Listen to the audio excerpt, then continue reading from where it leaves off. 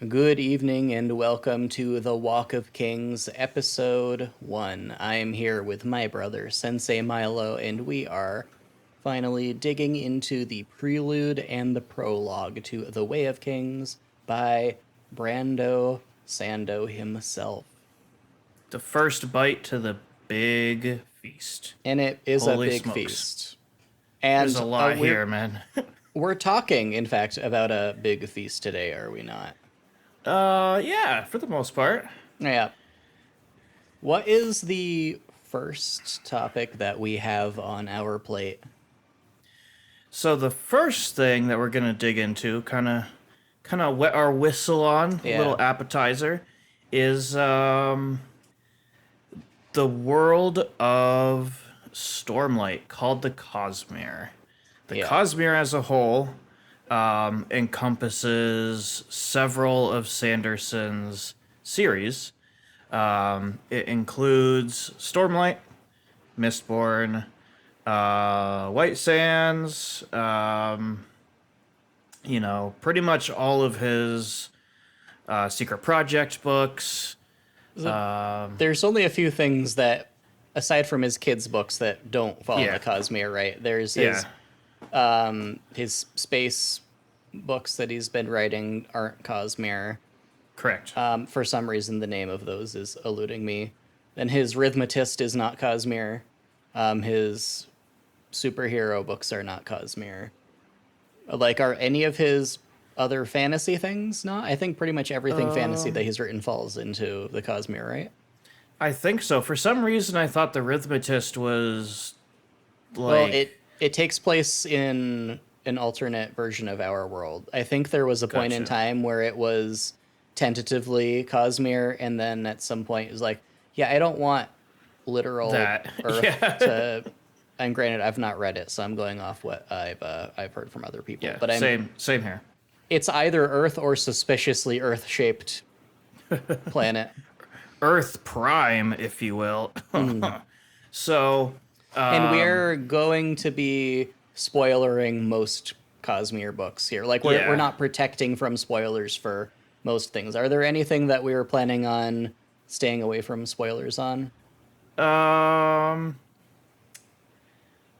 as of right now, I think the only thing that we're gonna try to shy away from a little bit is probably the newer Secret Project books, like Fifth from the Sun and Trust in the Emerald Sea, stuff like that. Yeah, stuff that's pretty new within the last like Yeah. couple of years. I mean, granted, Most partly because I haven't consumed most of yeah, it, me neither. and also partly because it's new enough that, like, big picture, grand scheme of things, it's still a little shaky how things line up. So we'll just kind of stay away from that. If we do touch on stuff like Aethers and Trust in the Emerald Sea, we will specifically mention when we're going to talk about it. And Yeah. if you like to keep yourself spoiler free, then, you know, just jump out of the way. Yeah. But in particular, you should expect spoilers for Yeah. all the Stormlight books, all the Mistborn books, Warbreaker, Elantris, and pretty much everything that you would have been expected to have already read By this point. for Yeah. each of the Stormlight books. Yeah, so talking about the Way of Kings, going from that kind of big picture, like everything ties together, into the Cosmere, when the first Stormlight book came out, The Way of Kings, the one we're talking about today, he didn't have all of that other stuff written already, correct? I don't know how much he had already written, and off the top of my head, I don't know how much he'd already published. I believe all of Mistborn Era 1 and Warbreaker and Elantris were already published at this point. I don't know about anything else.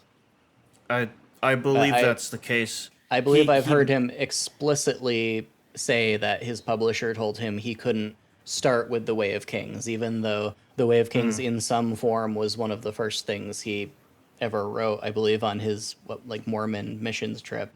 Yeah. And What Way of Kings Prime, as he calls it yeah, which now. is more like Game of Thrones than the current Way of Kings. But I believe he wrote Mistborn with the intention of winning over reader goodwill and earning some suspension of disbelief so that people would come to Way of Kings willing to put up with a decent amount of sloggy epic fantasy stuff. There is some of And I, that in this yeah, book. there is some of that in this book. And I think it worked well. It's the reason that I eventually did make my way through Way of Kings after really enjoying Mistborn Era 1. It took me 3 or 4 times to try to get into Way of Kings, and we're going to talk about some of that today and some of that as we cover later chapters. What was your experience trying to get into Way of Kings? Did you just do a single read through and that was that? I I mean, what was Yeah. we talked about this last week. I forced you to listen to it, right? A little bit. We On a car ride, we listened to. I think we may have jumped ahead a little bit. Actually, it wasn't the first episode that we listened to. It was the Great Shell Hunt Oh, so that would have just been scene. wherever I was in the book. Yeah, I mean, like, potentially hey, so. you know how this Look is. at You know how this. this is really cool. You should listen to the rest of this. So, And it's funny that looking back, that's one of my least favorite parts of the book. hey, it caught my eye, man. Yep. And after a little bit of time passed, I asked you which book it was. You told me it was The Way of Kings, and I don't remember needing multiple attempts to get through Way of Kings. It definitely took me a chunk of time to get through it, but I don't think it was something where I started and then walked away and thought it was too much and then Yep. came back and tried again. With the exception of the last book or two of Mistborn Era 2, I've been able to get through these books fairly well. Yeah. Yeah, so Maybe it was helpful to have started halfway through so that you know that eventually it turns into something that you're going to enjoy. yeah. Yeah, I personally pretty enjoy quite a lot of the world building in The Way of Kings and Words of Radiance. It's one of the things that I kind of miss from the series as we get into like After all the setup Oathbringer has already and happened, and then it's just kind of action from that point on. yeah, action and power mechanics Uh and huh. it just Treatises on fabrical craftsmanship and Shalon's sketchbook. and Shalon sketchbook. But I do really enjoy the world building for what it is. You know, we can talk about the volume of that in a little bit, but it didn't scare me away with how thick it was sometimes. So, you Good. know, yeah. Talking about world building, there's a lot of world building in just what we read before even chapter 1 of The Way of Kings. We're talking There's quite a today lot.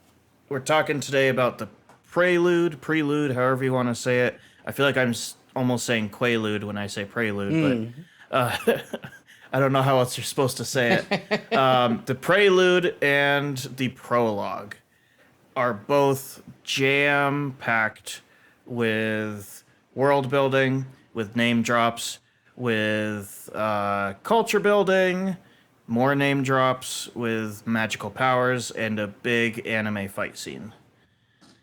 Yes, they, especially for me, the prelude feels a lot longer than it actually is. And the prelude is one of the, like, my first time trying to get through the book, I just dropped it at the prelude. Because I just like, this just seems exhausting.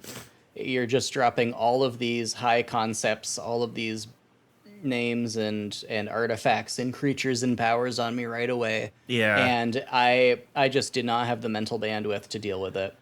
from a stark cold open as well. No introduction of anything Right. We relating to just world open building. on a crazy scene that maybe if it had been visual, it would have been striking, but Mm-hmm. with it just being a bunch of text, that makes me sound so dumb. But it I when mean, all of the interesting concepts have to be represented by somebody just throwing another name on a page, yeah. it's tough. So something that I noticed, I'm gonna read all of the like the proper names and Mm-hmm. concepts that I marked down when I was reading through this.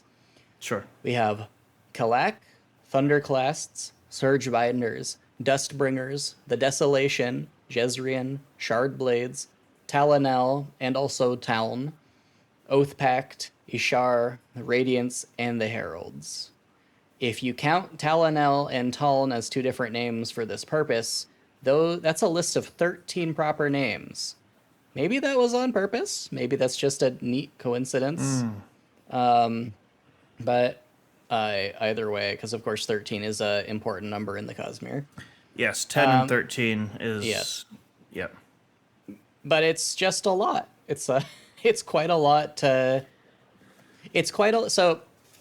For the sake of comparison, you remember I mentioned The Gardens of the Moon by Stephen Erickson as the book where you need like the encyclopedia Yes. to Yep. follow along with. So I went and I read the prelude or the whatever the Yeah. first The prologue the of intro. that book Yep. is. And it also had quite a lot of names dropped.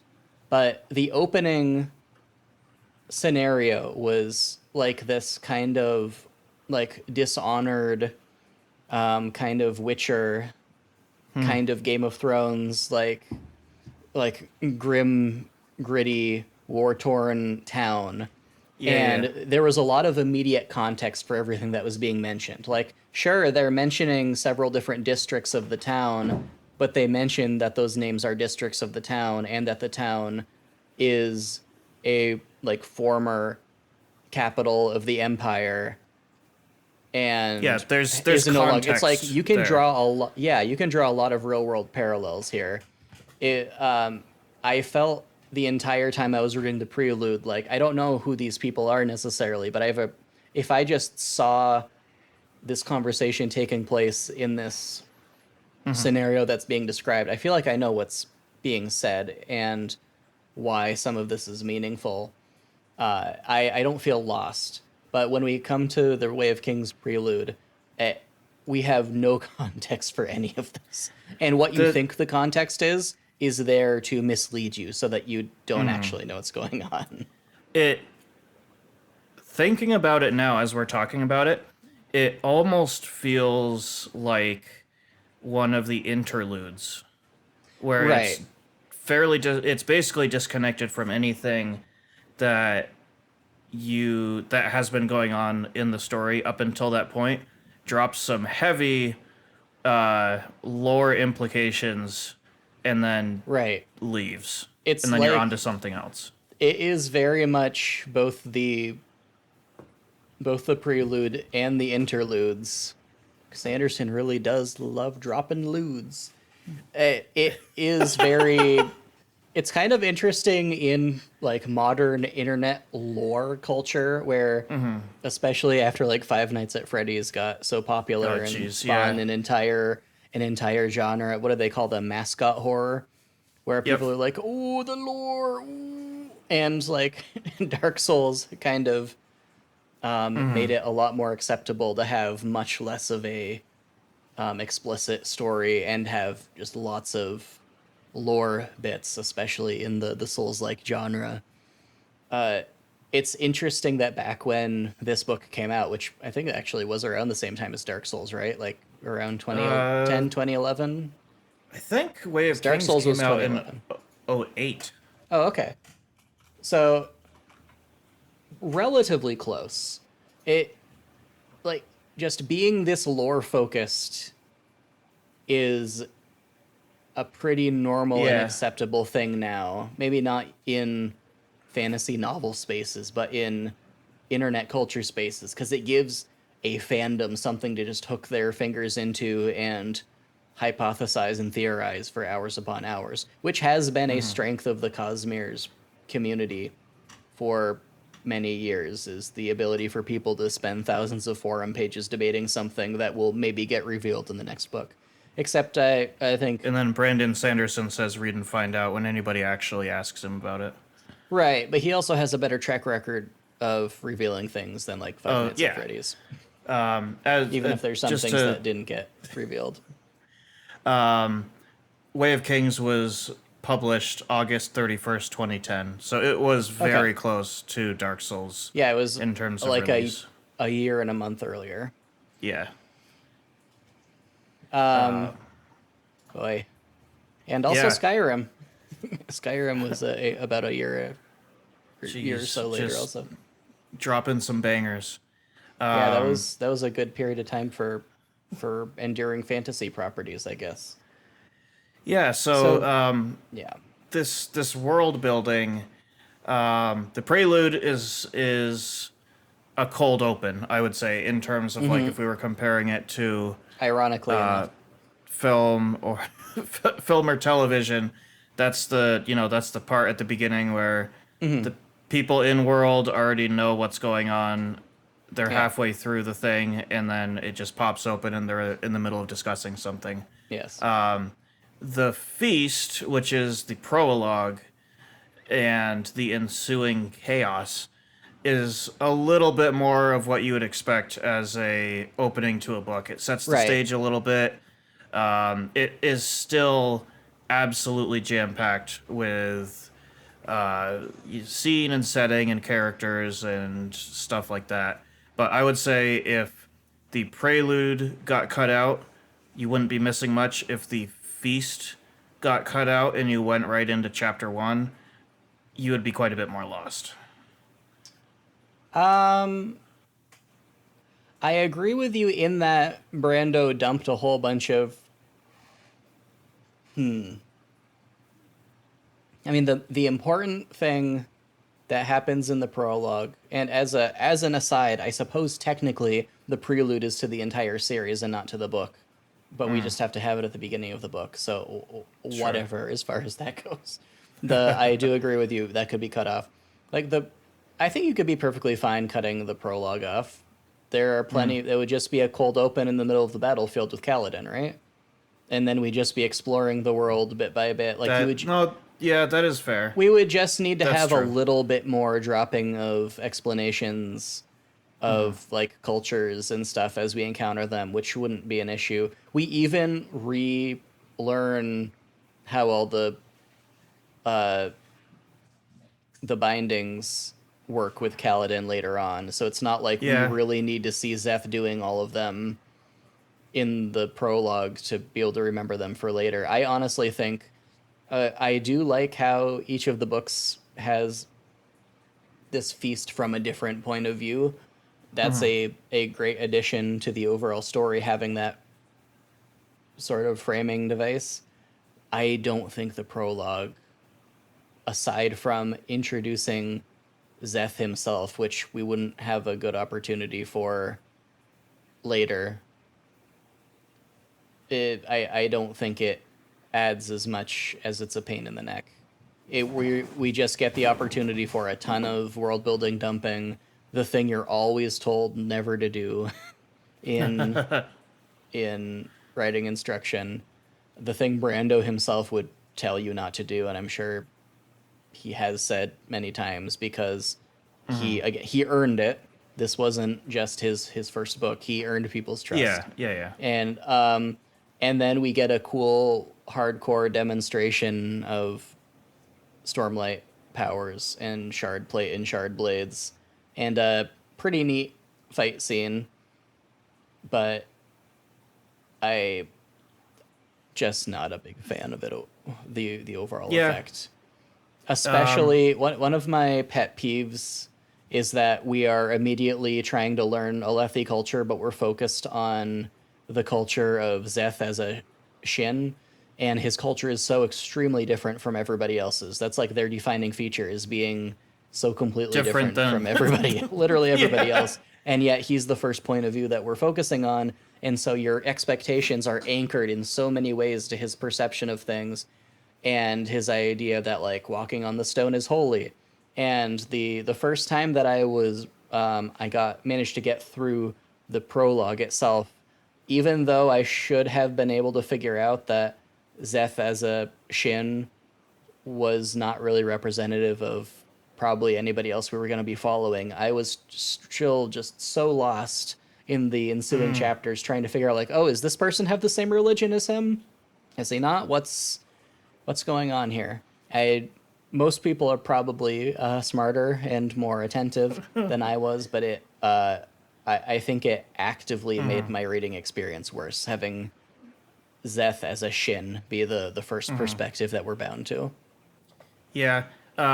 It's tough for me to think back and remember what my first go through of it was like, because I've re-listened to the book several times, and especially with context, sorry, from the other books. Re-listening and then rereading, and then marking up the book as I'm going. I would I still think that the prologue is. I think that it's valuable in introducing and cementing some concepts in terms of like the stormlight powers, some stuff about some overall themes that we'll touch on here in a little bit. I reading back through it in preparation for this episode, I think that the fight with Zeth honestly dragged on a little bit, especially It compared to definitely some of dragged on. the later, more concise usages of Stormlight and, the intensity of the scene just felt like it was a lot. Like for instance, in Lord of the Rings, the Battle of Helm's Deep is intercut by stuff with Merry and Pippin at the Entmoot, because if the entire Battle of Helm's Deep was just top to bottom, didn't stop, you would be exhausted halfway through. Yes. And I think some of that exhaustion was starting to catch up by the end of this Yeah. fight. I think we could So, have spent less time with him dealing with the regular soldiers for sure. yeah. But yeah, I think we might disagree on how valuable the prologue is overall in terms of introduction to the rest of the story. But especially after coming back and looking at it, I agree that there is a lot that they pushed into it, and if you're not already familiar with stuff and what different things mean, it can definitely be a lot and too much. So it's it was a good move on Sanderson's part to do Mistborn first. Yeah. Even if his publisher hadn't told him to like not publish how many freaking pages is this? I have the standard. It's like 1100. It's including the epilogue, not including the Ars Arcanum. It's 1252, and this is Wow. the. I don't remember what the size of this is, but it's the standard size you would pick up in like a Yeah, the grocery standard store. paperback. Yeah, yeah.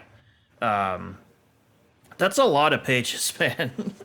But Yes, it is. This is a very long book. Sanderson,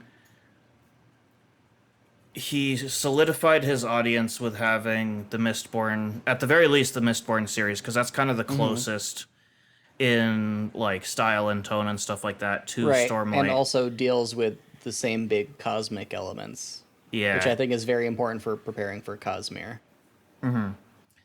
Uh, the people who are going to want to read the Stormlight Archive will likely have gotten through Mistborn already, so they know that Sanderson's books are not novelettes. Right. They're pretty chunky, and also if you give Sanderson time to establish world building and gain some steam behind his story, if you liked Mistborn, you're probably going to have a good time with Way of Kings. Yeah. As a And corollary to that, yeah. I think there was a lot in Mistborn that could have been cut. And so if you're already used to that, whether you see that as a flaw or it's something you actually enjoy because you like the extra time spent, that's something that is going to be consistent through this book too. Yeah. Yeah. Yeah. Yeah. It's not going to be a sudden surprise that there's this new element of the book having lots and lots and lots of extra stuff in it. Guys, did you know that Something Sanderson writes long books? he is known for that, I think. Something that I keep reminding myself to appreciate so that I'm not just being purely negative about the prologue is I think his prose in the prologue is some of the best in the whole book. It's still not like the most amazing I've ever read, but It's strong. it's stronger than quite a lot of what follows. I think it's clear that he spent a lot of extra time setting the tone and getting the right words in the first place. When I was taking voice lessons specifically because I at that point wanted to be narrating audiobooks before I realized how terrible Audible is as a platform for both authors and recording talent. I my teacher asked me to find a script to practice with, and I chose the first few pages of the prologue, and it was fun to read aloud. There are some really nice descriptions. There's some Yeah. constructions that are fun to roll around in the mouth. Yeah. I would agree, and I think the audiobooks are narrated by Michael Kramer and Kate reading. Kate Redding, and who in real life are married, I believe. I believe so. They've done all of the Mistborn books. Michael Kramer did the Mistborn books, and then they together have done all of the Stormlight Yeah. books. Michael Kramer has done, I think, the Secret Projects as well. And That's then with cool. some of his earlier works like Elantris Yeah. and Warbreaker and stuff, I think they were before he really, before Brandon or whoever, kind of Yeah. established Michael Kramer and Kate Redding Well, as the Sanderson guys. I believe he wanted to use them because they did the voices for Robert Jordan's Wheel of Time series, right? You are correct, actually. Now that you say that, So I think Michael he Kramer. pretty much said, Yeah, like, these yeah, guys yeah, are the best of the best and I want them. Although yeah. Michael Kramer in particular sounded a lot different because he was a lot younger back then. Yeah. Yeah, crazy what 20 years of doing audiobook narration will do to the voice. And of course, But Brando Sando, after Robert Jordan passed away, did at least the last book of Wheel of Time, I Yeah. think. I have believe it he helped. sitting Yeah. as the stand to my monitor. It is holding up my Nice. computer monitor. I have not read it. It was technically the first Brandon Sanderson book I ever bought. I bought it because it was a Wheel of Time book that was in the dollar bin at Staples. And I was like, that seems like such a weird thing to be there. I can't pass this up. And be curious to know if there's a reason for that. yeah. Hopefully not. So kind of moving on from the world building while still staying in the topic of kind of introducing things. There's a lot of characters introduced, and you ran through some of the names that were brought in during the prelude. Yes. I have a similar list for the prologue. Yeah. And this is more than just names of people who were introduced, which is most of what the prelude was, but also just other concepts. Like we have for the prologue, these were what I jotted down: the Stormfather, the Everstorm, Aleth Kar and its lots of elements of its culture, Zeth Sun Volano, Truthless of Shinovar. Wore white on the day he was to kill a king. Sorry, He is known for that. That is muscle memory at this point. We get mention of the Shin Faith, including a bit of the role of the Truthless. of that it has to do with the Voidbringers returning. We the Parshendi, Dalinar, Gavilar, Elokar, Aesir, Yasna, Spren, Stormlight, Thalena, Yakaved, Jezeriza, Ishi, Shalash, Vorinism, Voidbringers, different kinds of lashings, the way Shard Blades work, Shard Bearers, Knights Radiant, Rastaris, and Sadius. These were... Well, that's a lot of things to take in. I think you missed a name, man. Probably. I missed probably a couple. What did I miss? Specifically, you missed Thydakar. Yeah, yeah. When Elokar is dying after being impaled Yep.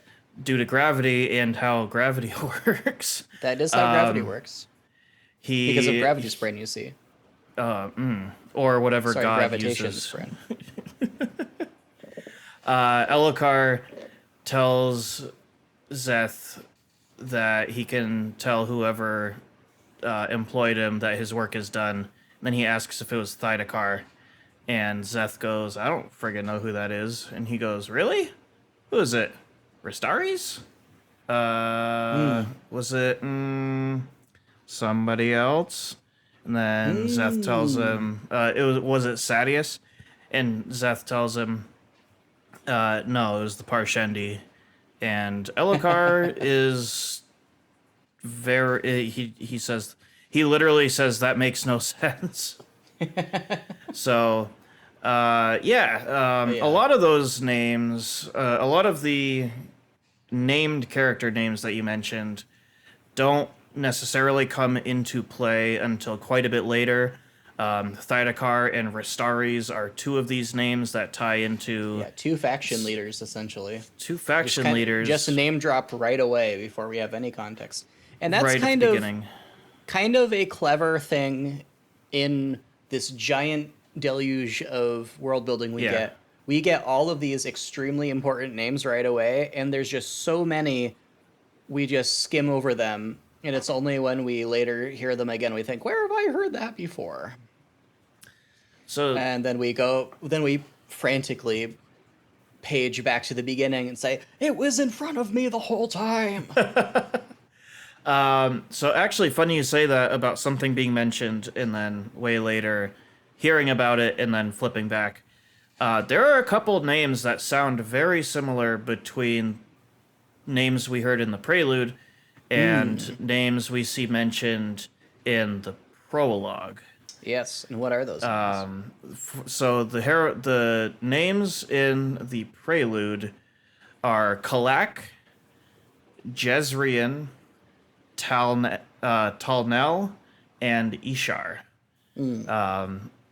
And in the Prologue, as Zeth is going down a hallway, he sees statues of the 10 heralds. And he thinks about 4 of them in specific.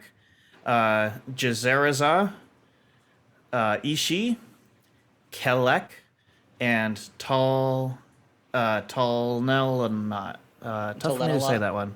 Talnelanot, yeah. Also known as these, Talenel Elin.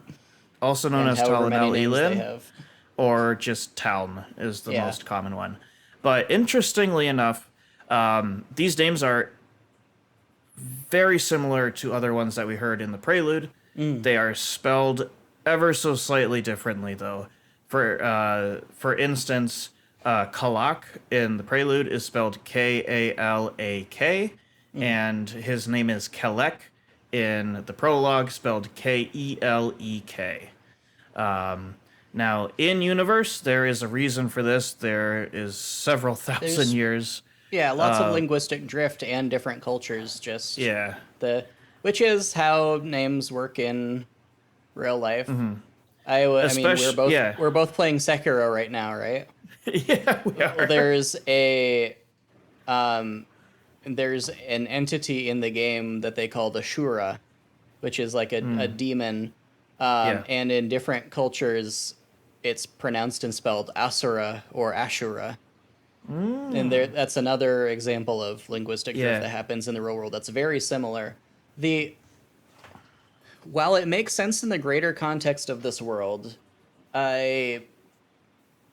it's a tiny bit head scratchy why there was so much focus put on it, because both in the prelude and in the prologue, it's explicitly said that we're referring to the heralds here. Yes. These So are it's not heralds. like this isn't a thing where we're gonna look back many chapters from now and say, "Oh, it turns out those slightly different spellings were actually referring to the guys we were in the pro." Like, no, we actually have all the context we need to know that these are probably just the same people with The different same spellings, and people. that's just I. It's I don't think a bad thing. It's just another complication, and it Especially since it's Zeth who is saying the names to himself as he's yeah, going by. So for all we know, of course, that could looking just be the back, Shin names for it. that could just very well be the Shin names, and the names of the heralds as we heard them in the prelude are And their as it happens, names. the Shin do have their own names for everybody, They do. which are pretty different actually. Which So is weird because they're the ones who have the culture that's the closest to the culture of the that the people. heralds, yeah, that Yeah. the heralds Don't worry established, about it. and it's Now fine. We'll now we'll on talk now about on that the down the other road. hand, Yeah. I mean, Brandon Sanderson is commonly compared and contrasted with George R. R. Martin for a variety of reasons, and George R. R. Martin loves the trope of characters, especially from the same lineage, having names that are extremely similar to each other because they're usually derived from like one relative or something, which is also a thing that happens quite a lot in real life. And of course, he carried that forward to Elden Ring also. Yes. And For so maybe if someone's reading this, they could be wondering, oh, are these the same heralds? Or maybe I'm reading about new heralds that just have similar names because they're related. But in this case, they're just the same people, but with some linguistic drift to their names. yeah, you know, sometimes linguistics drift like a sports car. Sometimes they drift like an iceberg. There's a lot of different amounts of distance that could be covered by how much time changes a language. Now, just to kind of cap off this really quick discussion about the heralds and them kind of popping up in very close proximity within the prelude and the prologue, with context given to us in later books, there are some heralds present during the feast, correct? Yes. Yeah, there are Okay. a lot of heralds and important people present here that Just we learn about sprinkled later. through. Yeah. Yeah. I picked out specifically 4 heralds in the scene. To be fair, I have not finished Rhythm of War, and I have not consumed. Not directly consumed any of Wind and Truth, so I may be missing a little bit of the context given in the prologue to Wind and Truth. Yeah, I'm But trying to remember. I'm pretty sure that if we had any doubts as to the identities, because each of the books gives us this scene from a different point of view, and Wind and Truth, it's from Gavilar's point of view. So any of the secrets that remain after all of these points of view, I believe they get cleared up from gotcha. Gavilar. Maybe I'm just pulling that out of my butt, and he doesn't actually give us anything because we already know everything. Fair uh, enough. I don't remember, but I'm almost positive that we, by the end of the 5 book cycle, we know everybody who was there. Gotcha. Now, who are the people who you recognized? Yeah. So the people I recognized, going to start from the top and then chronologically push down. I recognized Nail. He is the Shin man with the strange pale birthmark on his face. We see him talking to Gavilar as Zeth is beginning to make his way across the floor. Nail was not Was mentioned you say in the Nail was one prelude. of the Shinmen? Maybe described as Azish. Usually they call him Oh Makabashi yeah, Azish. because Sorry, not Shin. because he has very dark skin. Yes. Yeah, my bad. A dark-skinned Azish man who had an odd patch of pale skin on his cheek. Yeah, that makes sense. So that is Nail. he was not directly mentioned in the Prelude, and he was not mentioned in the list of heralds in the statues as Szeth goes by. He is important in, I believe he's Arguably the first... most important Yeah, herald in terms of directly affecting the story. in terms of directly affecting the story, I would say Nail is the most important herald. I believe he is first actually introduced to us in one of the interludes. I think you're where right, because he later visits on... the shop.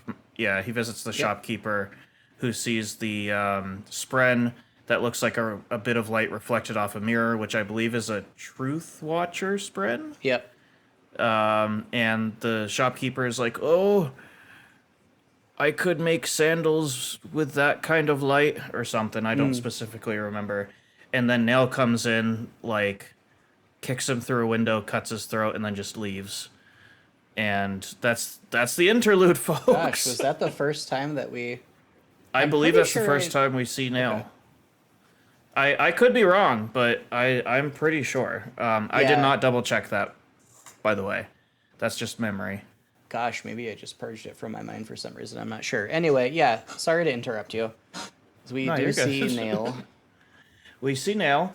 And then directly after, in the same sentence, we meet who I believe is Kalak. A thinner Alethi-looking man who kept glancing over his shoulder. Kalak is the main, or Kalek, however you want to say it, is the point of view character. He's the point of view character from the Prelude. Greater picture, he is the... I don't remember which order he is the patron of, but he is the... He's a will shaper. He's a will shaper, okay. He is a very paranoid herald who holds court in the city lasting integrity in Rhythm of War. And the only reason I have to think that that's him is because his character defining trait is he is... Oh yeah, that's him. Jumpy and... Okay, okay, good. Yeah. I was pretty sure, but yeah. I also happens to go by the name Restaris. Yeah, we'll talk about that. Okay. Yes, so He's Kalak... kind of not a nice person. He is somewhat of a dick. He is what the D&Ds refer to as lawful asshole. Lawful asshole? Mm-hmm. That's great. It's a classic. The next one, we don't see her, but we see evidence of her being present. Ash. Is Shalash, or Ash. Mm-hmm. She gouged out the eyes of statue, is that right? She gouged out eyes of statue, and maybe tore up some tapestry. Yeah. So her statue was completely missing. It had been removed from the lineup of the 10 heralds. And so overall, and Zeth's like, that's weird. Yeah, Zeth's like, that friggin' Gavilar likes the 10 heralds. Why is there only 9 heralds, guys? Mm-hmm. Shalash. Speaking of Skyrim and the Elder Scrolls in general. Yeah. Oh, they like the 10 divines here. Why are there only 9? The 10 fools. I mean, honestly, if I was going through a hallway in Skyrim and there was a statue missing, there's a hidden door somewhere. I gotta find a broken statue in a corner. It's got a symbol on it. I gotta roll yeah. Anyway. Shalash's, or Ash's, whole thing is she doesn't like pictures of herself because like people worship her, and she's not somebody to be worshipped because she contributed to the Oath Pact. She's kind of crazy. Yeah, if you happen to get even further in her character arc gets resolved. Gotcha. By the end of the 5 books. But if you go through the books and there's ever a character that defaces artwork for no reason, And she does keep showing up, so you will she does notice her. keep showing up. I think there's 3 interludes And that wears a she's mask. associated in. So she There's has just been a here, random ninja in the series for some reason. That's probably Ash. or it could be a world hopper because Probably, yeah. why I mean, she's not? basically a world hopper at this point, just with the. Yeah. She's the world hopper we have at home. And then the last one, fairly recognizable. Aside, Nail, I would say, is the most recognizable herald without being named because he is a dark-skinned guy with a pale birthmark on his face. Like, Yeah, not many of those. yeah, in come story. on, guys. But we also have Jezrien, who in this scenario is a beggar, is a rags wearing, scraggled beard having beggar at the beggar's feast, who sees Zeth and goes, "Have you seen me?" And then speaks in gibberish and throws some wine back. So he's a baller. And for by sure. gibberish, we mean the Dawn chant. He is in fact speaking the Dawn chant, and I think he's trolling everybody because he knows they can't understand him, Yeah. and he's having a good time. Jezrien is the patron of the Windrunners, which is interesting that he is among the first of the heralds that we see, because Zeth and Kaladin, 2 of the primary characters in this book, use and abuse Windrunner Christian magics Yes, in their own ways. Which is another thing that becomes confusing later. Yeah. And we'll touch on Zeth's Yeah. powers and stuff during the discussion of the fight. I know that there's a lot of other characters that show up in other books. Prologues. Yeah. We get Yeah, because we get the perspective in all the different books, I don't necessarily think there's a ton to be gained in like pointing out the characters in the prologue Sure. here, because it's not Yeah. like it's like the problem is, I won't even say it's not even a problem, it's just as you read more of the other prologues to the other books, it's not like you're gaining a new perspective really through which to reread this first prologue. It's You just kind of are, additional but it's- information. Right. It's the prologue sets up lots of world building, and then I guess it lets you remember, oh yeah, I guess that was that person. But we're also just seeing those same people again and again. Like I don't really think for the prologue there's much that we're gonna come back and say, oh, now that I reread this, this makes more things make sense later on. Maybe It's like the all only the important thing, stuff, yeah. like what Gavilar says as he dies, is stuff that we just get repeated to us over and over later on. Yeah. No, I would agree. I think the biggest thing that coming back after consuming more of the media is specifically which heralds are there. The ones that I noticed anyway, and some further context in terms of like the cultures and things like that. Yeah. Is there anything that is brought up in the prologue that is maybe an important detail that isn't really brought up later again?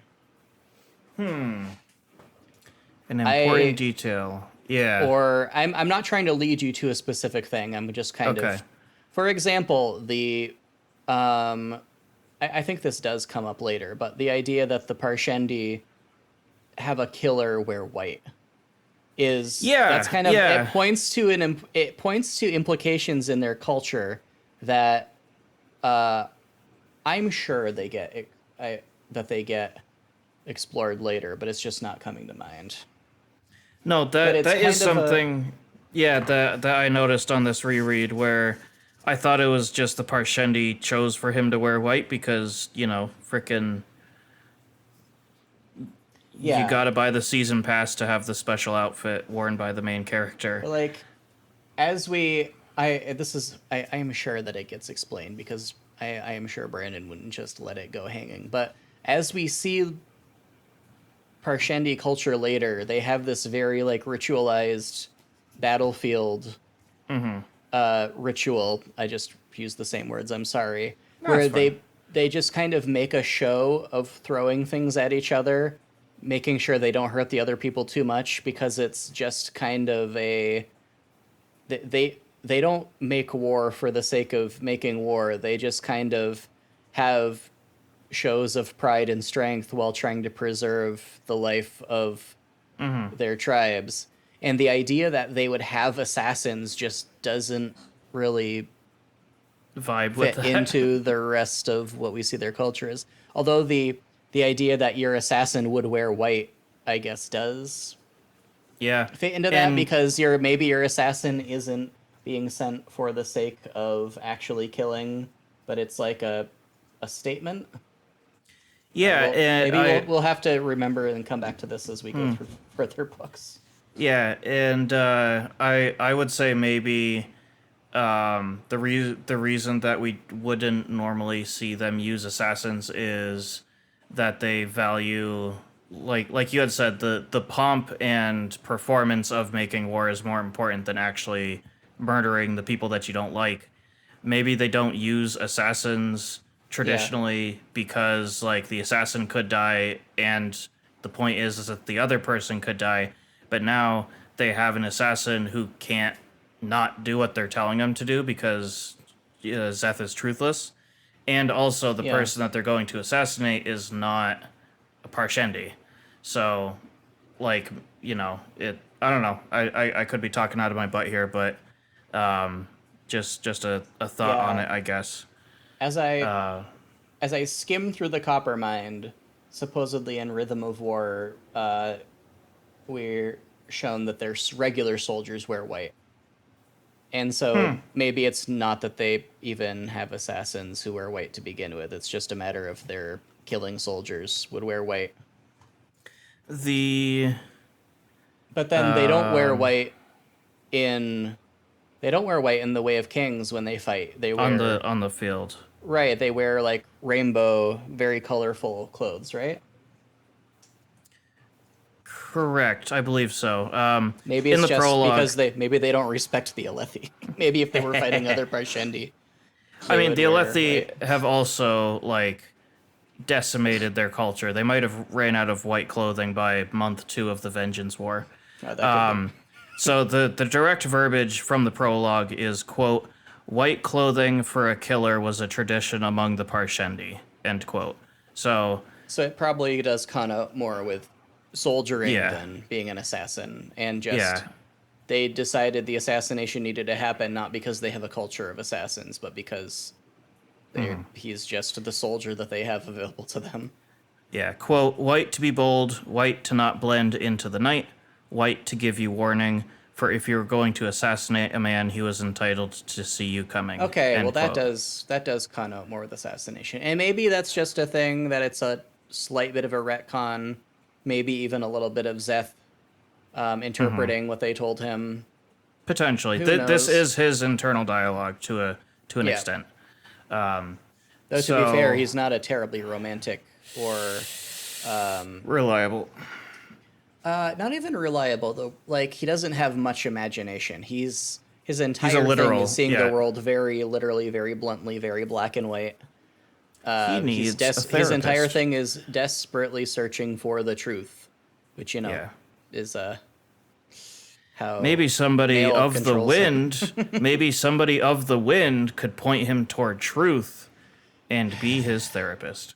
If I'm going to only. move on from that Yeah, let's move before on. somebody hurts me. Uh, Talking about starting to get into cultures a little bit, kind of in a broader scale kind of way. Yeah. Something that I have heard from some people that I have tried to get into Stormlight.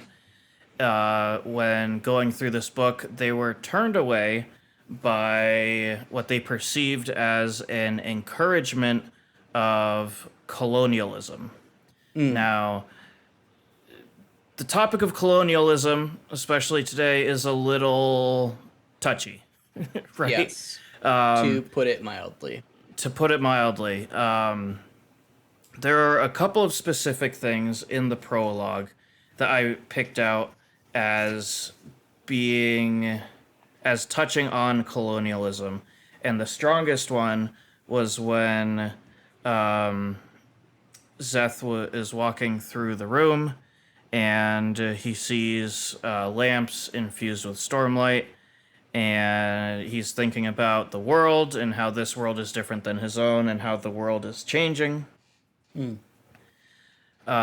he thinks about how Alethi scholars were said to be close to creating new shard blades. Which would lead to everybody from this place to that place Yeah. Quote, speaking Alethi, something like that. "For if it did happen, the world would be changed, likely in a way that ended with people in all countries, from distant Thalana to towering Yakaved, speaking Alethi to their children." End quote. Which doesn't sound like an encouragement of that being a good thing.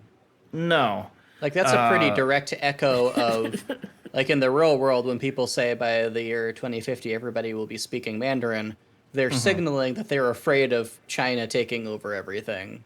Yeah, that is not, "Hey guys, I can't wait for the year 2050 where we're all going to be speaking Mandarin and all assimilated into one culture." Like, Yeah. you know, there is verbiage in the prologue about Parshendi being Parshmen who can think. That was what I was Parshmen. about Yes, to bring up. Parshmen who can. And how they didn't seem to take offense to that. They didn't seem to take offense to that. There are lots of guards everywhere because they consider the Parshendi to be savages. Zeth is, his people, Shin, are easy to ignore. They're generally considered to be docile and harmless. Which is funny because he is the greatest swordsman in the entire country. At this point, yeah. At this point. And also kills the king in one-on-one combat when he's not even wearing armor. He kills a lot of kings in one-on-one combat. He does. To be fair. He really does. But as the series goes on, and as the book and the series goes on, and we start to interact more with the Parshendi and the Parshmen and people from other countries, and kind of get a bigger picture of what's going on and how countries interact with each other, mostly through the scope of war and combat and conflict, because that is what these books are. They are fantasy war novels in essence. Obviously there's politics. Turns a little marvelly as we go on, but it starts off more military. Yeah, it does. There is definitely portions of the book and portions of how cultures interact with each other that deals with colonialism.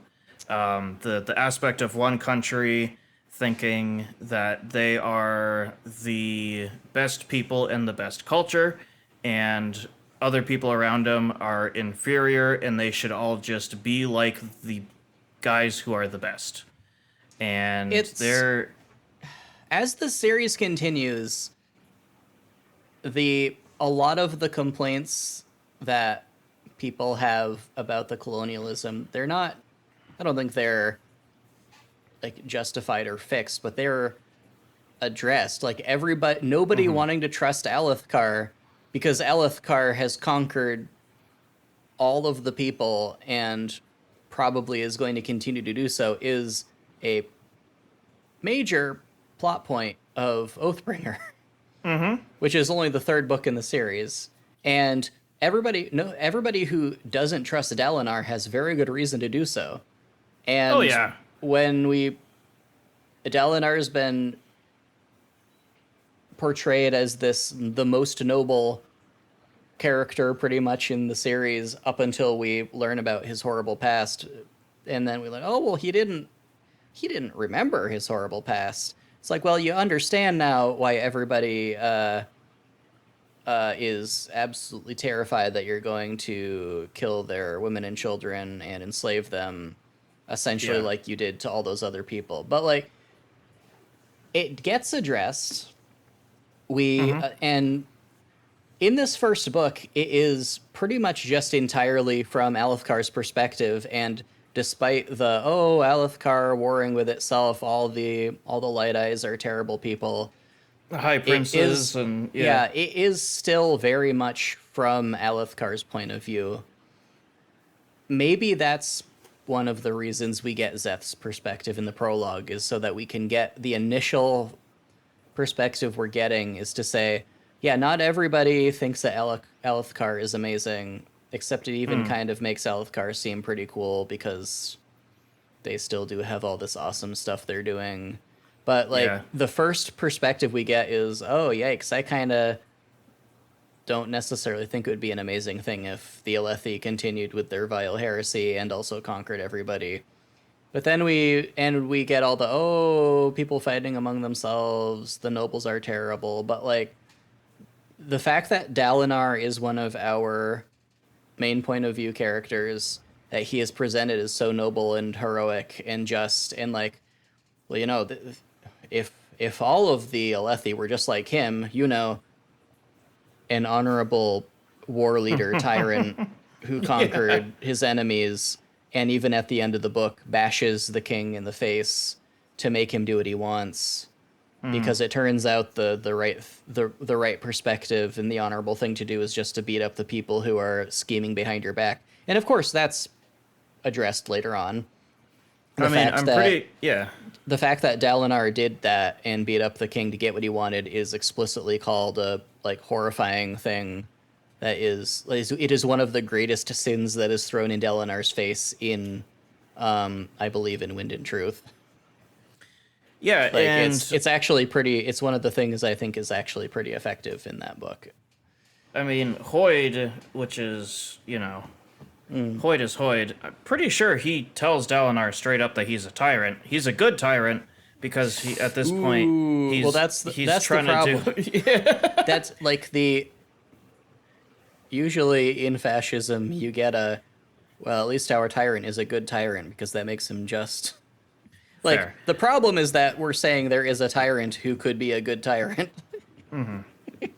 And, like, sorry to have interrupted you when you're talking about Hoyd.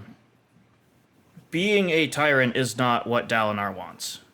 No. Especially at the point where he's talking with Hoyd about it. Dalinar, that a lot of stuff about Dalinar that we can talk about, but his intention in Way of Kings is that he does not want to be out here pointlessly killing and driving people back because of... I mean, it was his brother that died, so he should have the most amount of drive to make to kill every single one of the Parshendi. Yeah. And he would be happy if they just stopped the war. Yeah. Because he's realizing there isn't any honor to be had in prosecuting the war any further. So I do think that there is language and certainly themes of colonialism in this book and in the overall series. I don't believe that Sanderson is saying that it's a good thing and encouraging it. Yeah, pretty much all of the ways that the Alethi are the big colonialist people get...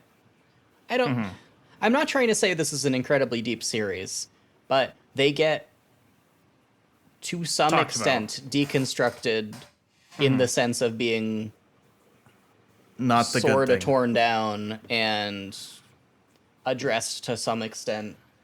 But like even in the first book, we've been using the words Parshendi and Parshman, which are the Alethi terms for the people they colonialized, rather than listeners for the people who dwell on the plains and singers for their slaves. Like, that's another thing that is unraveled as the story goes on. And in this book, it's just the Parshman and the slaves, Parshendi. Yeah. And the Parshendi are pretty much just the barbarian people who for some reason killed the king, and Kaladin desecrates their dead, and it's presented as a Oh really yeah, good thing because it he helps him ba- save his people. he basically skins them just a little bit. While knowing he does it specific. Yeah, we'll get to that later. Yeah. All right, so moving on from colonialism, which is a little bit more of an ethereal topic, going on to a brief discussion of hard magic system with Zeth and his, spoiler alert, Windrunner powers. Yeah. Now, listening to this in preparation for this discussion, there were two things that jumped out at me as being a little bit isolated to the prologue. Not completely isolated, but definitely drop off fairly quickly in terms of how he uses lashings and a side effect of him using lashings are. And so the first one is several times as Zeth is lashing people in a direction, essentially changing their personal gravitational pull to a different point. He looks where he wants that draw to be, and then he blinks. It happens a couple times, I would say between 2 and 4 times. The book mentions him lashing a lot more times than that, but the first time that he lashes, he looks in the direction that he wants the gravity to change and blinks, and then he lashes and that changes his gravity. That falls off very quickly in terms of people using lashings and what the process is of that. The interesting thing that I thought when I heard that verbiage is that is incredibly similar to something that is consistent, which is Shallan taking a memory to use the memory with her surge binding, with her, Yes. light weaving and her art. And I'm almost curious whether Sanderson initially wanted that kind of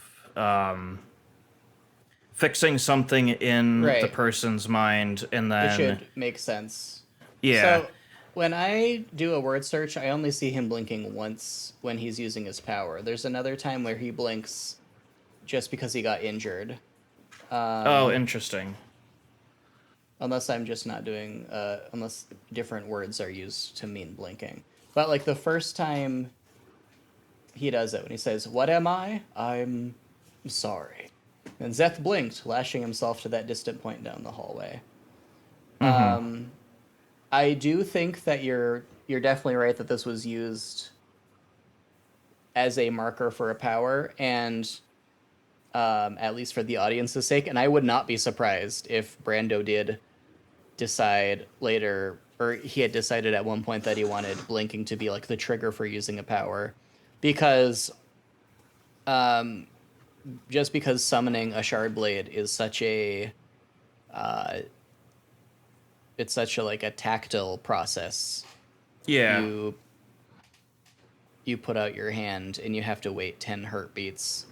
Like, it would be not surprising at all if he initially decided that there needed to be like a somatic, that's the word I'm looking for, in D&D terms, a somatic component, like a gesture needed to cast a spell for these different things.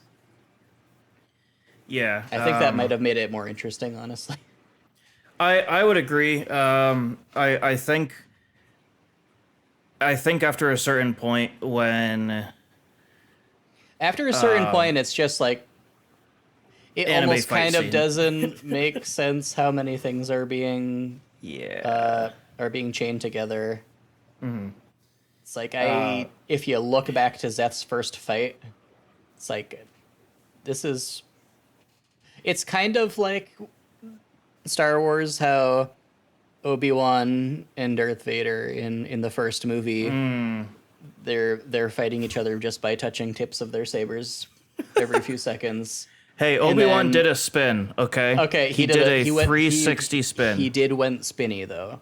And then apparently a couple decades earlier they were literal ninjas. It's like that's what we're going with because That's because surprising, the thing guys. was because the thing was already made, and so we're just saying Yeah. yeah, don't worry about it, it's okay. But yeah, so I noticed that the looking and the blinking. I guess I thought it happened a couple more times. He definitely focuses on where his lashing is going with his Yes, eyes. there's a lot more, of focus that happens compared to later on. Yeah. So that's the primary thing. The second thing that I noticed that does happen a little bit more, but still falls off fairly quick, is frost appearing on clothes and surfaces when Yes, quickly infusing stormlight. that was something else I noticed because of course it remains the case that's how shard blades appear. They always are covered in like Mist and cold frost. Yep. condensation. But I feel like I only recognize that happening in this book where using stormlight like leeches the heat out of things as some kind of like quantum interactions happening, which is like we are the thing is Brando is such a repetitive writer. He uses the same phrases over and over and over that it makes me wonder if I just filtered it out because it was Blood of my constantly happening. fathers. Blood of my fathers. Or Syl turning into a ribbon of light. That's got to be one of the like Ooh. hundreds upon hundreds of times mentioned in each. What do you know? Well, she does it a lot, She does it. She does it a lot, to be fair. along with the other Windsprain who are also described as doing the exact same thing. Anyway, so I wonder if I just filtered it out or if we just only really see it in this book. I think we really only see it in this book. I think it's a cool.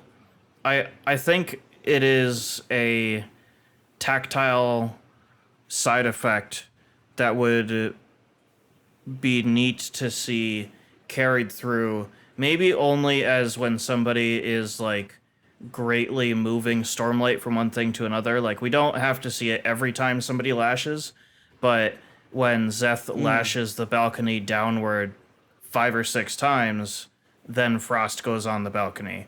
Or if if Dalinar is when he's in Thalen City and he's repairing the temple that broke and he like pours a ton of stormlight into it to repair its identity. I don't believe the temple became covered in frost at that point, but that I think that would be the kind of thing that would trigger to us that like we had kind of touched on in the Superman review the other day, like those Herculean efforts where you're meeting the limit of what you can do. Like that's when that interaction kind of happens. And I think you're right. I think it's kind of contained to this book and not even consistently in this book that pushing stormlight around creates Which is probably just the same thermal principle imbalance. as spraying a can of air. Yeah. I mean, and matter just expanding rapidly and the amount of heat in that matter that's expanding rapidly not changing. yeah, I don't know. It would be a cool effect to carry through, and I think it's a little bit of a shame that it doesn't. But in terms of the massive amounts of rules and regulations and mechanics that we get into further down the line in terms of Stormlight, I'm actually a little surprised that they don't really touch on like the thermodynamics of moving Stormlight from one thing to another. Because we even get into like having a vacuum of light in one stone will passively we get into what is effectively fluid mechanics and stuff like that. So I don't freaking know. Lithomechanics. No, wait. Liths are stones, not light. I always get those confused. So, yeah. Was there anything with Zeth's powers and kind of Stormlight in general that stood out to you during this kind of extended fight scene? Not really. My eyes kind of glaze over whenever I go back over this fight scene. Yeah. I think the increasing gravity at the end to make it plummet is the cool part for me. We do get a little bit of a note about it's nearly impossible to infuse somebody wearing shard plate with Stormlight, which is Yes, something which we also get mention of, I think, later on. Also, maybe not. correct. Maybe it's just here. The I think the more correct phrase would be it's nearly impossible to infuse already infused things with more Gotcha. Stormlight. Which, of course, as we know from Yeah. other Cosmere stuff, it's just something that's highly invested is going to be resistant to more investiture, especially investiture of a different kind. Yeah. So Although I guess it's the same kind here, but yeah. it's also, just like in the real world, a battery that's almost full capacity is going to take a lot longer to charge the last little rest, bit of its yeah. capacity. Yep. So aside from those, we see Zeth changing his own personal gravity quite a lot, lashing inanimate objects in different directions, lashing living people in different directions, using his shard honor blade to cut through things and cut through living flesh without actually cutting it. It just kills the soul. Yeah. All that fun stuff. Overall, it's a fight scene. I think it could It's a have been fight trimmed scene. down a little bit. I There's like some cool moments. Allomancy a But lot more. yeah, Allomancy's pretty fun, and I think gives you space to be a little bit more actually creative instead of gyroscopically lashing yourself around to be a pinball. The last kind of thing that I wanted to talk about here a little bit, and it's actually one of the last things that is actually introduced in the prologue, are oaths. And this is introduced in the prologue by Gavilar's dying words. Quote, "Brother, you must find the most important words a man can say." End quote. Now, in this book, Dalinar interprets this a little bit differently because in the context of this book, the Knights Radiant and Oaths are a bygone thing, right? The Knights Radiant betrayed They are mankind. ancient history. People think maybe they were just myths. Who even knows? If anybody thinks of them at all, it's that they were a bunch Betrayers. of dicks who betrayed. Yeah. And the only people who were aware of oaths in general are people who have deeper knowledge of the heralds and Knights Radiant anyway. Yeah. Like Though the remembrancers and stuff like that. There's a little bit of it that has survived in Vorinism. Tiny little bit, not much. Frankly, the Lord Ruler's religion on Scadrial has more of an emphasis on oaths than Vorinism does, I guess, in the current day. Modern Vorinism is much more about just choosing a virtue that's appropriate for your social class and then living by it. Funny how it all just boils down to fighting other people and being rewarded for it. Isn't that funny?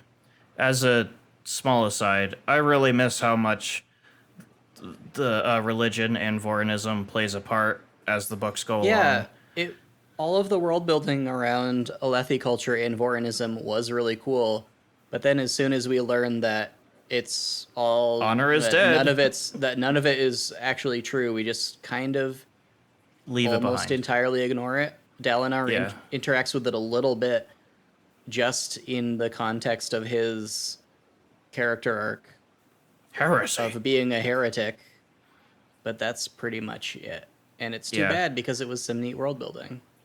I think the most... Yeah. I think the most that we deal with it is when he's getting married and he's like, "Hey, priests, you want to marry me?" And they're like, "Nope. Sorry." And he says, "No, I mean, I'm going to marry Navani." And they say, "Still nope." "All right, fine. I'm going to have a ghost of God marry me instead. How do you feel about that?" Remember, you said the spread are sacred. No take backsies. And then when he's he's fighting. He's sparring with his boy, Yeah. and he gives him the anecdote about how tradition is meaningless just in and of itself, which is the same book. In the same again, that's just his character arc in that book, which was Oathbringer, I believe. It was Oathbringer, yeah. I think he got married at the end of Oathbringer, yeah. And yeah, we get some more of the other religions throughout the series because it's less like the Alethi Vorinism is pretty unique in the series as no, it's just wrong and has very little to offer people. Just definitely wrong. We know what it was based on. We know the truth of what it was based on and what it was corrupted from. That's all. But the other, like the the religion of the passions is given, I don't know if a little bit more respect is the right term, but like as we learn about how it derives from odium, we can also see that it's a corruption of something that used to exist, but like it kind of has a little bit the story almost frames it as having a little bit more justified meaning in people's lives Yeah, compared and to I mean, Vorinism. Even though it is also a thing that is not true explicitly in the story. yeah, and Or the Shin faith, which is derives from the same Stone's base as Vorinism, but is corrupted in its own way. yeah, I mean, that one's not really presented as valid. It's actually kind of presented as kind of horrifying how the Shin culture has evolved to the point it is right now. But it's interesting seeing the way that it's been corrupted and developed, which is all stuff that happens in Wind and Truth. So you wouldn't have read that yet, but it's kind of depressing. We get a little bit of it leading up to it. We know that the Shin value farmers and have no value for their soldiers. they wear white, which is, you know. Funny how that works. But yeah, oaths. Oaths are, in fact, the most important words a man can say And why are they most important? because they bind people and thoughts to each other, Yeah. which is what honor does. Honor as a shard of Adonalsium. basically an aspect of the creator god of this universe, As far as we know. as far as we know. Honor is the force that binds people and aspects together. Honor and the shard cultivation are the native shards of this planet. Yeah. Sorry to interrupt you. I'll wait No, till you're you're good. done. Yeah, so cultivation is the process by letting things grow and develop and become better. So if honor, which is binding things, and cultivation, which is encouraging growth, come together, you have a planet where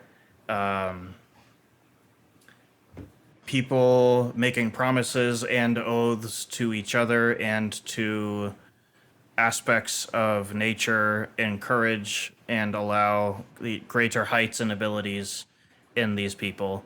And then odium comes along. Odium is the shard of passion and emotion and it's Slanesh, God's wrath basically. separated from God's mercy. Yes. And without really getting into a whole ton of it, of the Cosmere backstory itself. Which you probably already know if you're watching this. Yeah, you probably already know if you're watching this, but there is a time for us to really get into and discuss that, and that may be at a separate time. Yeah. Yeah, odium comes, and odium is able to damage and destroy the other shards. So at this point, oaths to Spren and oaths to the Stormfather, God, basically, are a bygone thing that have not existed since the Knights Radiant. Yeah. So that is why Dalinar misunderstands the most important words a man can say, and why he chases the book, The Way of Kings, in universe to try to find what Gavilar was talking about. So by the time you finish this book, you are probably expected to believe that, oh yeah, the most important words a man can say are just the first ideals, at the very least, of the Knights Radiant, and probably the rest of the ideals. Very specifically, I know you read at least like the prologue to Wind and Truth, right? Because it got like released early as a preview for the book. Yes, believe so. Do you remember? Gosh, I can't remember if it was in that. Pretty sure it was in that it was made much more explicit what the most important words a man can say are. But they were pretty explicitly revealed in book 5. I don't know if I specifically Okay, remember so that it now. was an oath. It was specifically the oath that turns you into a herald. Interesting. That's what Gavilar was trying to turn Gavilar himself was into trying a to do herald. the entire Yeah. time. He's a dick.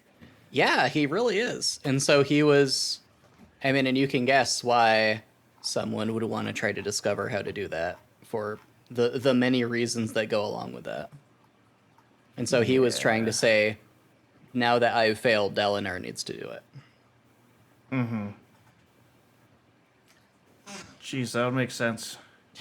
But there's no way that we would know that going all the way up to that book. And I think really every book, we have just, up to that point, assumed that the most important words a man can say are just the ideals. Yeah, I would. Which are oaths. So I'm not trying Yeah. to I'm not trying to say actually you're wrong. I am No, just you're good. broadening. I'm really trying to remember if I had read all of the Yeah. pre-released introduction to that. And it was also several years ago that I think the preview was released. Yeah. And again, it's the same scene that you've read from who knows how many perspectives at this. I mean, up to 5 perspectives, I guess. At this point, I have forgotten so many basic things. Yeah. Don't worry about it.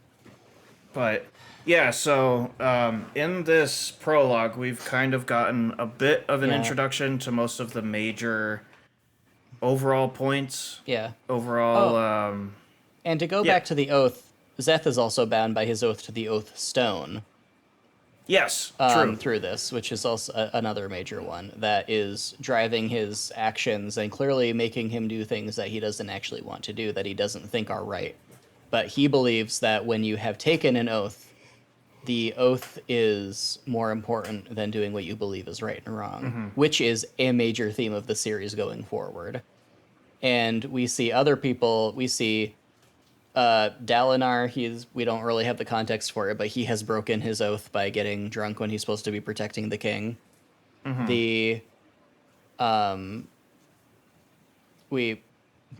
Gavilar upstairs is doing all kinds of unfortunate things with his oath.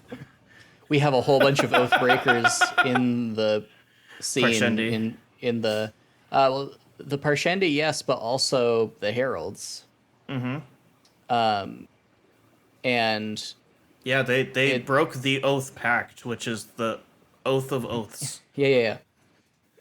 So it's just interesting to see how, there's lots of oath elements in this, as you were mentioning.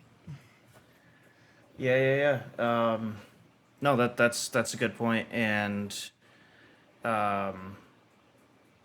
actually, it's funny you say that, because I think Elhokar name drops Thydakar and Ristaris. I believe Taravangian was present at the feast as well, right? I'm not sure if he was present at the feast. I can't remember.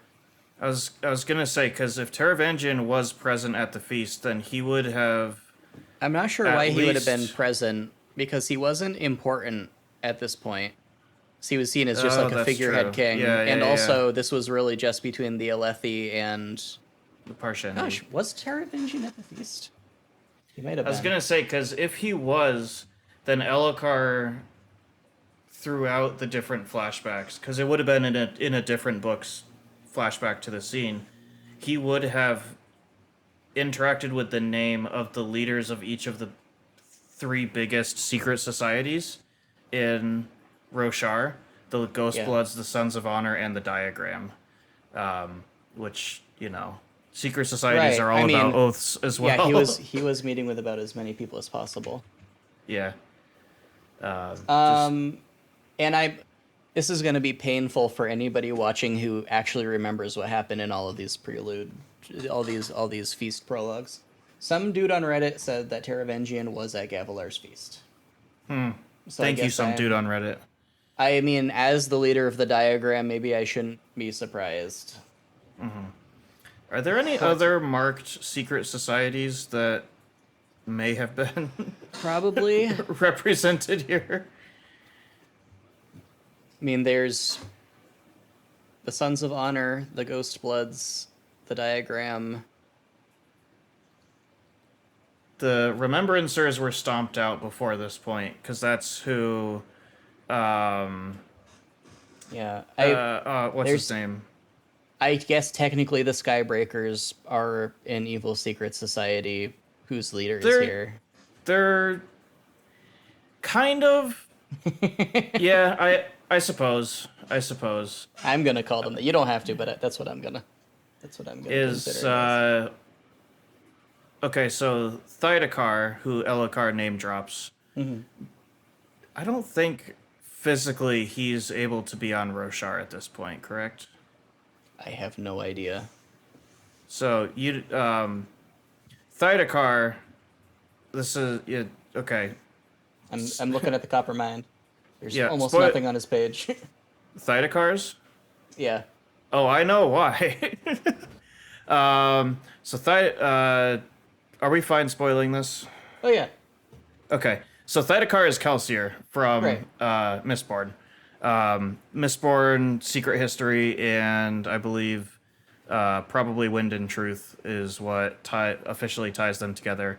Kelsier is a cognitive shadow at this point because he ascended. He held the power of a shard in Mistborn right after he died, which kept his cognitive shadow from traveling to the great beyond. Yada yada yada. Frickin' mechanics of things. But he is driving the Ghostbloods, and Rastaris, who is the leader of Sons of Honor, is actually the Herald Kalak, who is present at the feast.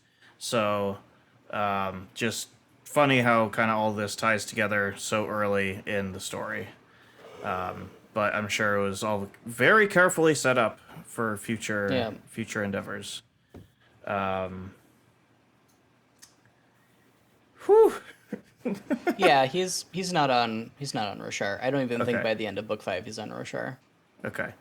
As far as I know, he cannot move Right, because very far away cognitive from shadow is Scadrial. bound to it's like gravity wells, right? Yeah. A cognitive shadow is like gravitationally pulled to the largest source of investiture in their planet. Yeah. I'm wording this really poorly. The fact that there is a planet with lots of investiture means that if you're a cognitive shadow, you're probably not going to be able to leave. More than likely. Which is why the Heralds, when they die, they basically just go straight to Braze. It I mean, just gets sucked right there. aside from the Oath Pact, they're not able to travel further than Braze as cognitive shadows. They are bound to the system. And if it wasn't for them being deliberately pulled in by the Oath Pact, they probably wouldn't even be going there. They would more than likely be bound just to Roshar as the planet and the continent and the system. So, Yes. realmatic theory, as Sanderson has dubbed it at this point. Man, we talked about a lot today. We did. There's Were there a any lot other more topics? to come. We've kind of gotten through what I wanted to talk about. Yeah, kind I of think same here. kind of gotten through everything. Yeah, are there any? Do you have any kind of closing thoughts before we close out the episode this week and prepare to jump into the book proper in the weeks to come? I don't think so. I think we covered quite a lot of ground. I think I'm going to try to pay closer attention next week because there were, even though I had just read these two and it wasn't a lot of text, and as I said, I've read the first few pages of the prologue aloud many, many times over, there were still so many details I realized I needed to look up as we were discussing. So I'm going to try to do a better job Yeah. making notes and paying attention next time. And myself, I I started marking up my physical copy of The Way of Kings, and I think that was a very valuable tool, and I will be continuing to do that while also listening to the audiobook. Hopefully, well, I say hopefully, as we go into the actual chapters of the book, I think there will be more actual character stuff and like context in the story that we can discuss, and a little bit less of Right. like the big picture overall kind of things. So, Yeah, I think so. excuse me. I think as we go along, we'll be able to be a little bit more focused in. Yes, I think so. So, yeah, I think I am all set. All right. Thank you, my brother, my sensei Milo, for joining me for The Walk of Kings, Episode 1, Prelude and Prologue. And I'll see you again next week as we look at Episode 2, Chapter 1.